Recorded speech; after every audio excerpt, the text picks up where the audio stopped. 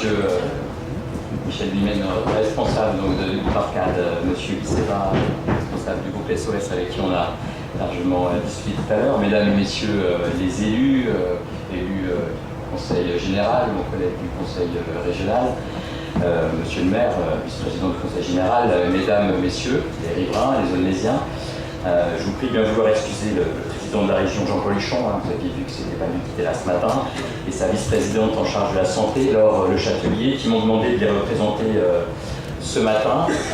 Et je suis très heureux de participer au Conseil régional avec moi, la pose de la première pierre de l'établissement hospitalier devant accueillir 94 personnes âgées dépendantes, mais aussi poursuivre l'accueil de jour existant.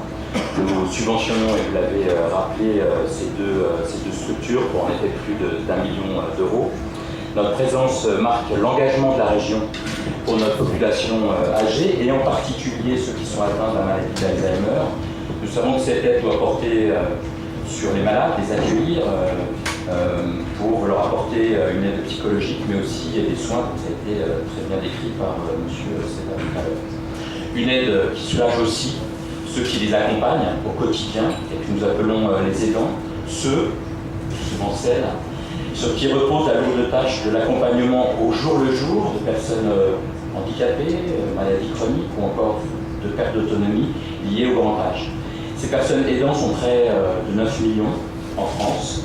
Aujourd'hui, c'est aussi l'occasion de leur rendre hommage, de les reconnaître, mais aussi de leur apporter une aide concrète par l'accueil de jour de personnes atteintes de la maladie d'Alzheimer notamment. C'est un répit nécessaire à leur équilibre. L'aide de la région entre aussi dans notre volonté d'équité territoriale. Je suis vice-président en charge de l'aménagement et c'est particulièrement important. Aujourd'hui en Seine-Saint-Denis, le taux d'équipement est très inférieur à la moyenne régionale. Pour 1000 habitants, le nombre de lits est de 53 contre 72 en moyenne. On voit l'écart. C'est pour ça que la région est particulièrement heureuse d'intervenir sur ce lieu ici. Avec ici à Aulnay, et c'est important, un établissement agréé à l'aide sociale, ces 94 lits ne seront pas de trop, on vient de le dire. Ce projet s'accompagne d'un parcours santé, d'un jardin potager, de 2 jardins thérapeutiques. C'est pour la région essentiel de développer ce type de pratique à tous les âges. J'ai beaucoup apprécié cette notion de maison des âges à tous les moments de la vie. Les pratiques autour de la nature déclenchent des échanges uniques entre générations et provoquent des stimulations de la mémoire et du plaisir pour tous. Et c'est essentiel notamment pour les malades atteints d'Alzheimer.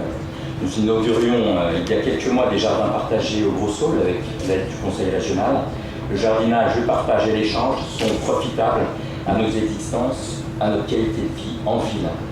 Le projet est porté par le groupe SOS notamment, une structure issue d'économie sociale et solidaire, là aussi la région est particulièrement sensible, qui montre toute sa justesse dans l'alliance entre accompagnement, insertion, solidarité et proximité. Proximité notamment avec les riverains, vous avez bien dit que ce serait un lieu ouvert, un lieu peut-être intergénérationnel avec justement le lien avec les écoles.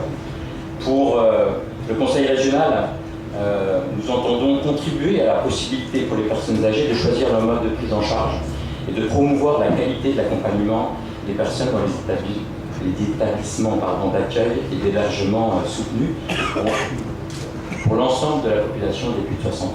Je vous remercie.